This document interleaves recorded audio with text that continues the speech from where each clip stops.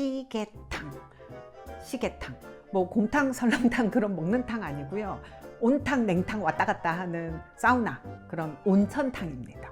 이 시계탕은 시계들이 들어가서 쉬는 곳이에요. 어쩌다가 물에 들어가면 안 되는 시계가 시계탕에 들어가게 됐는지 이 책 내용을 한번 보도록 하겠습니다. 엄마가 아이에게 계속 마치 시계 같은 얼굴로 계속 따다다다다다다 떠드는 장면에서 시작을 합니다. 10분 내로 준비해. 3분 후에 불 끄는 거야. 1분 남았어. 엄마가 계속 이렇게 시간 얘기를 계속 하니까 애가 속으로 그래요. 또 시작이네. 내가 왜 그래야 하는데. 제발 저 소리 좀 멈췄으면. 그런데 다음날 눈을 떴더니 아이고 엄마가 진짜 그 소리를 멈췄어요. 왜? 엄마가 시계로 변해 있는 거예요. 처음에는 좋았죠. 잔소리하는 사람 없으니까. 그런데 학교 갔다 와서 봐도 엄마가 여전히 시계로 있는 거예요.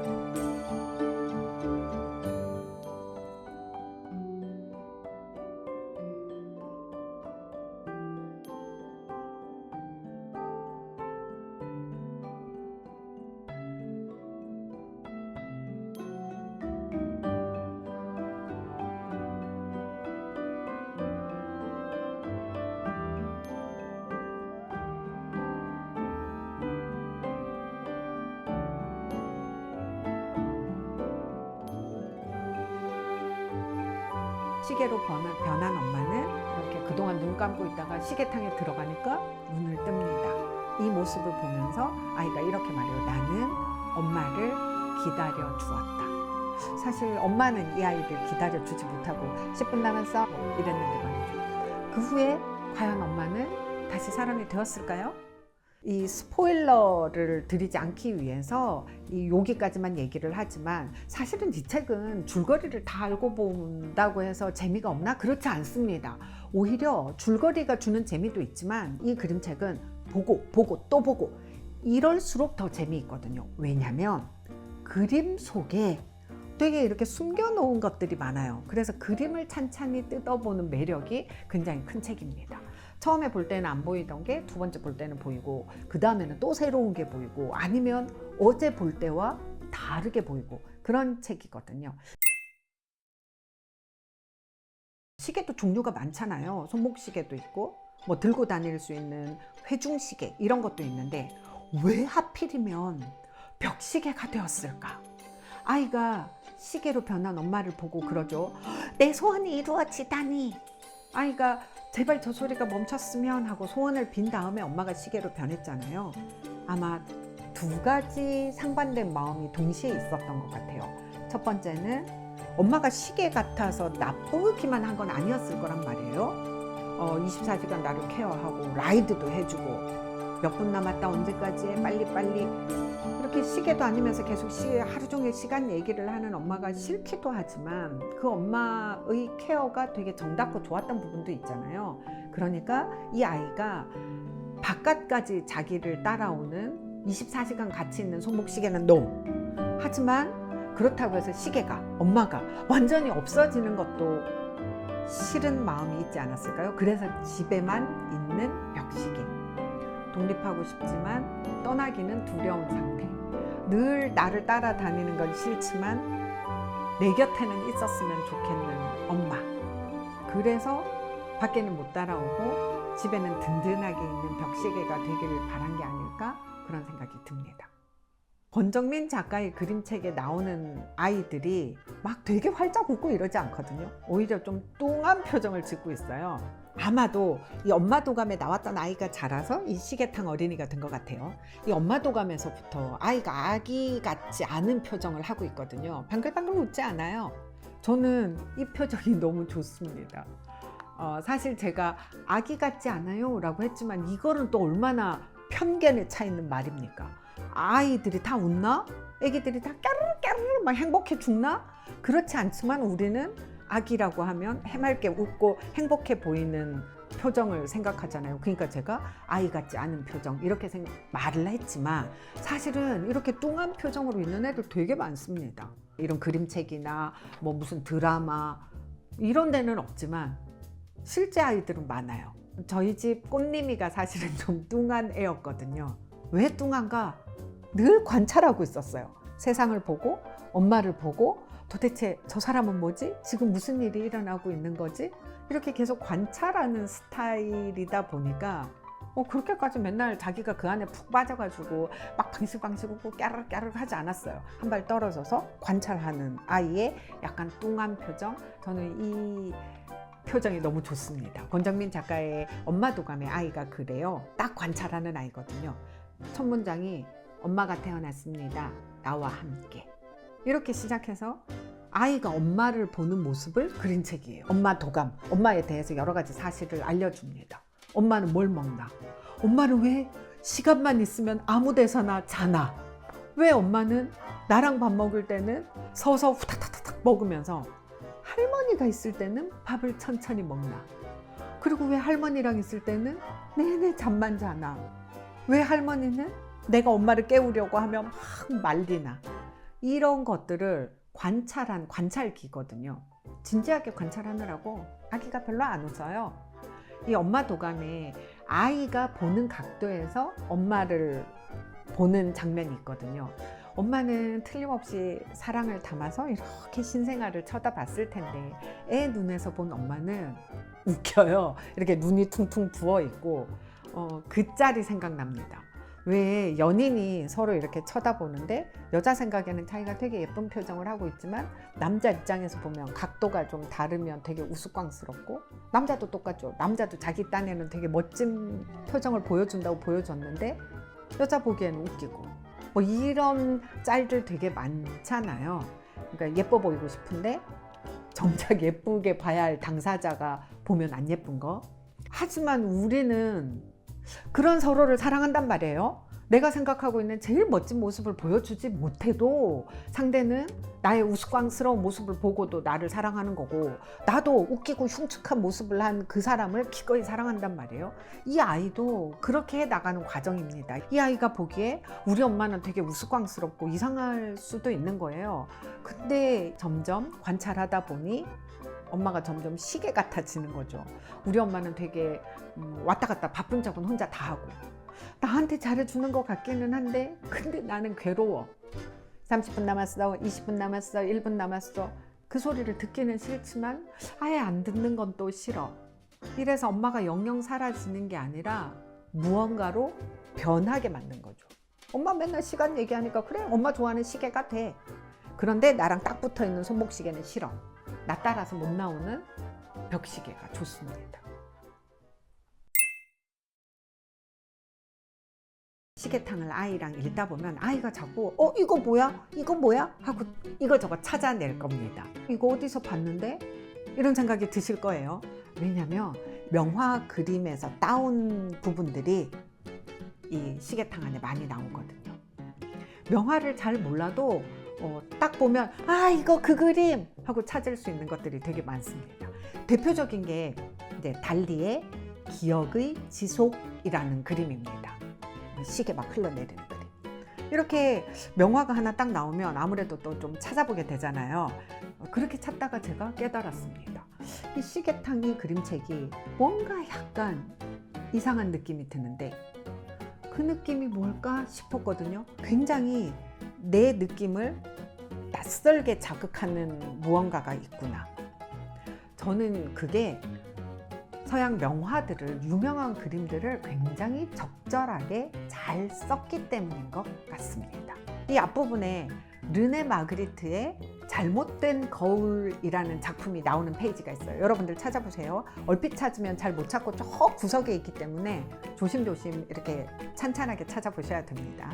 왜 제목이 잘못된 거울이냐면요, 눈은 원래 보기 위한 거잖아요. 그런데 이 눈은 내가 봐야 되는데 자기가 거울처럼 다른 걸 비춰내고 있습니다. 거울 역할을 하고 있대 진짜 거울은 아니에요. 아까 전에 아이가 엄마랑 떨어지고 싶지만 엄마의 저 소리를 더 이상 듣고 싶지 않지만 엄마가 사라지는 건 싫어. 이렇게 두 개의 상반된 감정을 갖고 있었던 것처럼 우리는 어떻게 보면 우리 사는 내내 잘못된 거울처럼 늘 두 개를, 반대되는 두 개를 동시에 같이 수행하고 있는 것 같아요. 르네 마그리트의 잘못된 거울은 보는 눈이 비추기도 하고 동시에 봐야 되는 눈이 오히려 비춰서 보여주기도 하는 이런 반대의 역할, 이런 양가적인 감정을 잘 표현하고 있는 것 같아요. 또 어떤 서양 명화가 나오냐면 루소의 밀림 그림들입니다. 엄마를 고치러 시계탕을 찾으러 가는 길에 갑자기 뱀이 나타나요. 근데 이 뱀은 무서워가지고 뱀이야! 이런 뱀이 아니에요. 일단 색깔이 되게 예쁜 핑크색이고 이 예쁜 뱀이 아이가 도대체 시계탕이 어디 있는 거야? 하고 찾아다닐 때 길 안내를 해주거든요. 이 뱀도 어디서 본 것 같아요? 생각해보면 루소의 정글에서 나오는 뱀입니다. 루소의 그림을 딱 한 장면을 오마주한 페이지가 이 책 안에 있는 건 아니고요. 전체적으로 아이가 지나가는 숲이 루소의 정글 분위기예요. 그 숲 분위기입니다. 이 명화를 적절하게 인용하는 게 이 책의 이상하고 기묘한 느낌을 잘 살려준다고 했는데요. 이 루소의 정글은 애초에 이 그림 자체가 살짝 기묘해요. 그림을 따로 배운 적도 없고 일반 직장인이다가 나이 들어서 그림을 배우기 시작했거든요. 제대로 뭐 무슨 데생이나 드로잉 이런 것들을 배운 적도 없고, 그리고 실제로 한 번도 정글에 가본 적도 없대요. 상상해서 그리다 보니까 실제와는 달라서 뭔가 있을 것 같기는 한데 어딘가 좀 이상한 이런 그림들을 그려내게 된 거죠. 이 시계탕 속에서 인용을 많이 한 루소, 달리, 르네 마그리트 이런 작가들은 모두 다 초현실주의 작가들입니다. 이 권정민 작가가 육아의 현실을 그리면서 초현실주의의 그림을 인용한 건 너무 잘했다 싶어요. 이게 사조가 갖고 있는 아우라를 잘 가져왔다 뭐 이런 의미도 있지만, 그걸 떠나서 그냥 초현실주의라는 말 자체가 육아 현실에 딱 맞습니다. 왜? 엄마들은 애 낳고 나면 그때부터 초현실주의예요.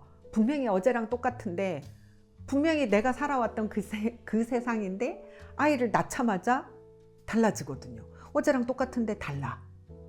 내가 어제랑 똑같은 난데 달라. 똑같은데 다릅니다. 르네 마그리트 작가가 많이 쓴 기법을 데페이즈망이라고 하잖아요. 데페이즈망은 익숙한 물건인데 막 너무너무 크게 만들거나, 아니면 이 물건이 평상시에 있는 곳이 아니라 굉장히 이렇게 낯선 곳에 있게 함으로 해서 낯선 느낌을 경험하게 하는 기법이 이 데페이즈망이에요. 익숙한데도 뭔가 좀 이상한 이런 낯선 경험을 함으로써 내가 살고 있는 세상을 다시 한 번 더 인식하고 쳐다보게 만드는 거. 내가 살고 있는 세상이 어땠지?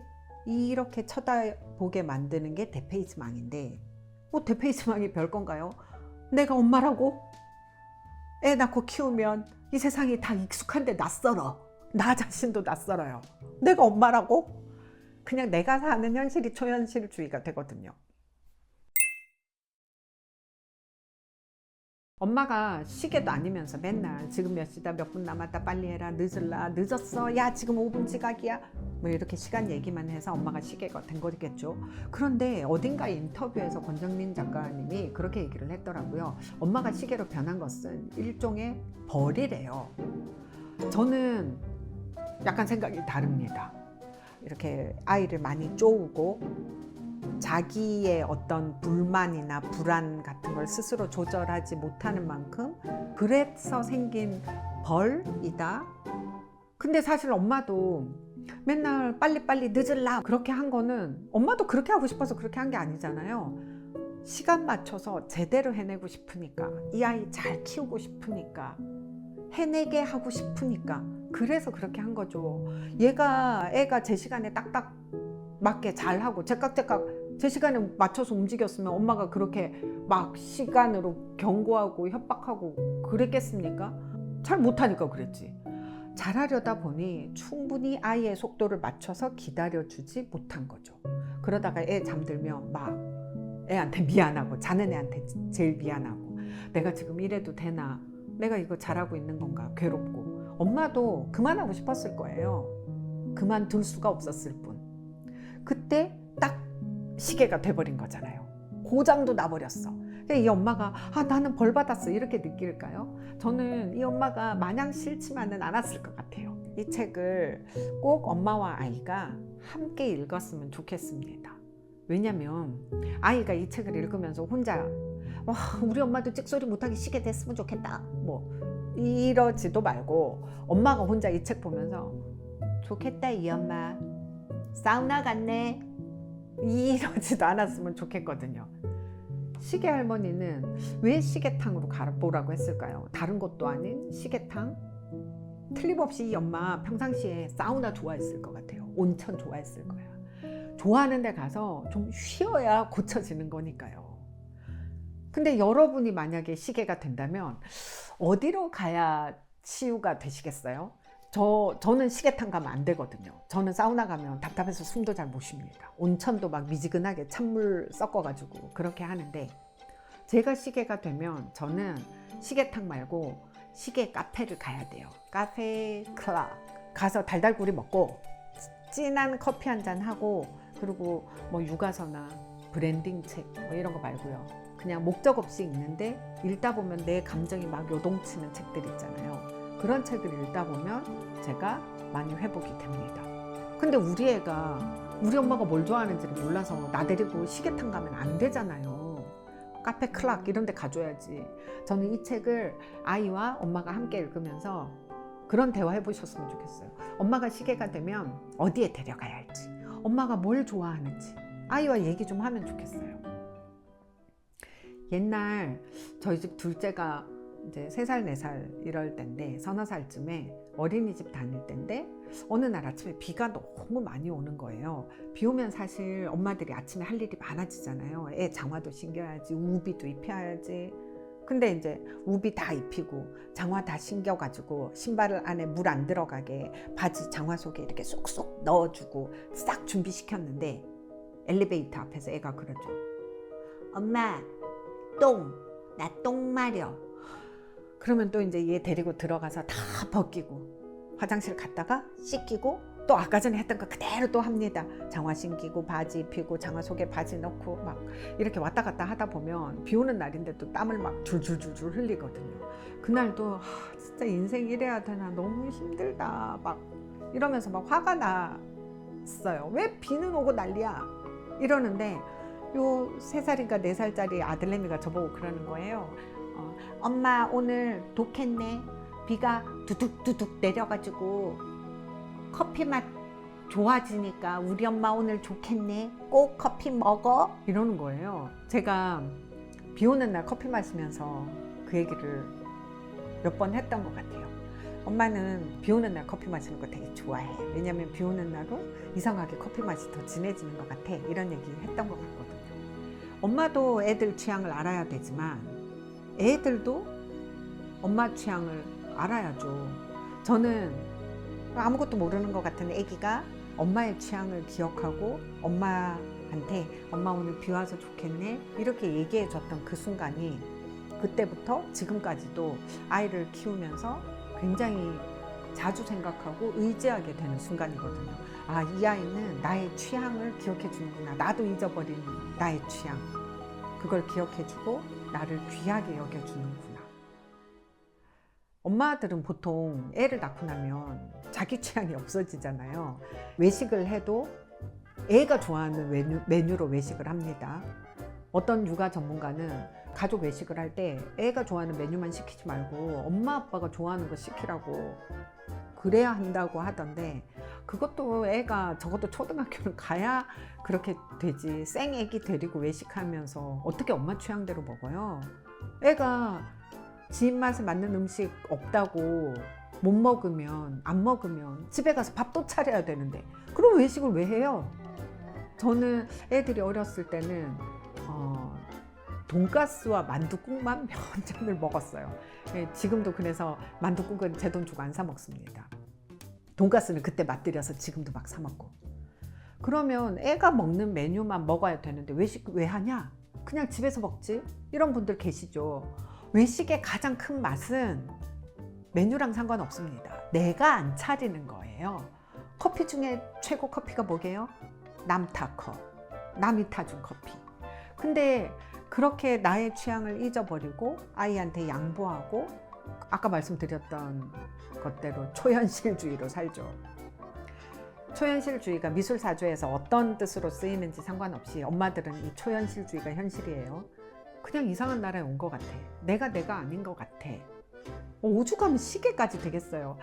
그런데 이렇게 내가 시계가 딱 됐을 때, 이상해졌을 때 우리 애가 알아가지고 우리 엄마가 시계탕에 가야 되는지 시계 카페에 가야 되는지 알아서 엄마를 딱 데려가 줄 수 있게 아이를 키워야죠. 그렇게 키워야죠.